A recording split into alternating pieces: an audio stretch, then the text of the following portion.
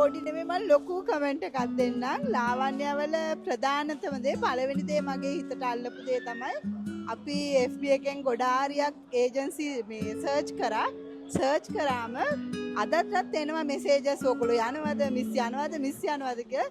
ලාවන්‍ය එකේ එහෙම එකක් නැහැ. අපිට ඔක්කොම තොරතුරු ටික දුන්නා. එතනින් එහාට අපිට අවශ්‍ය දෙයට උත්තර දුන්නා. එතනින් එහාට ඒගොල්ලන්ගෙන් කිසිම කරදරයක් නැහැ. ඒක තමයි මට ලාවන්‍ය එකේ හිතට මේ ඇති වෙච්ච පළවෙනි සතුට. හිරෑරයක් නැහැ.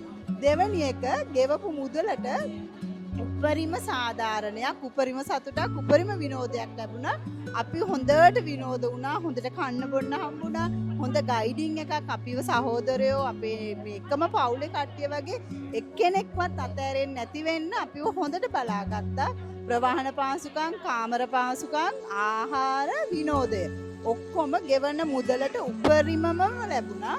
ඇත්තටම මේ පළවෙනි වතාව මම මෙහෙම මේ ඒජන්සි එකකින් ගමනක් ගිය ඒක ඇත්තටම පළවෙනි අත්දැකීමම සුන්දරයි. දැනට මේ අපි දැනටත් මේ කට්ටිය කතා වෙගෙන ඉන්නේ දෙවෙනි එකටත් දැන් මොකක් හරි සූදානම් වෙමු කියලා.